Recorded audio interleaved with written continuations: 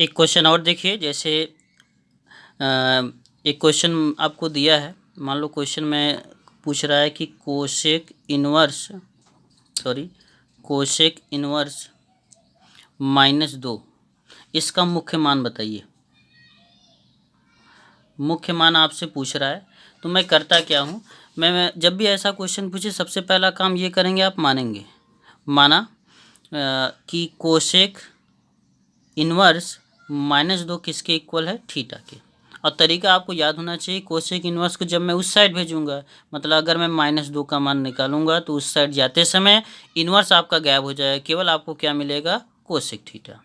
अब आपको याद क्या रखना है, इसको हम इस प्रकार से भी लिख सकते हैं, कोसेक थीटा बराबर -2।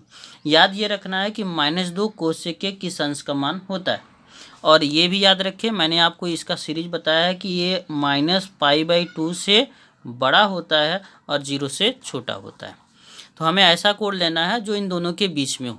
तो -2 कोसेक के किस अंश का मान होता है, तो अगर हम याद करें तो -2 कोसेक के -30 अंश का मान हो सकता है, क्योंकि साइन -30 का मान जब -1/2 होता है तो कोसेक -30 का मान कितना हो जाएगा, -2। तो इसलिए मैं लिखता हूँ कोसेक -30।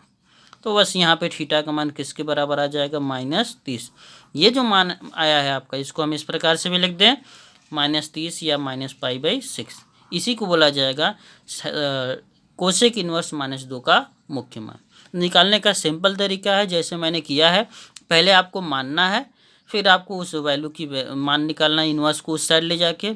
उसके बाद आपको ये याद रखना है, ये तो आपको पीछे क्लास में याद रखना होता है कि कौन सा मान किस कोड का होता है। तो -2 कोसेक 30 अंश का मान -30 अंश का मान होता था, इसलिए इसके प्लेस में मैंने ऐसा लिख दिया।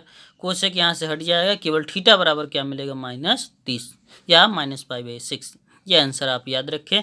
और ऐसे ही मैंने कई सारे क्वेश्चन दिया है, और मैं कुछ क्वेश्चन दे रहा हूँ, उसको आप करिएगा, नहीं आएगा तो आप पूछिएगा, और आप सभी क्वेश्चन करके आप नोट करा दीजिएगा।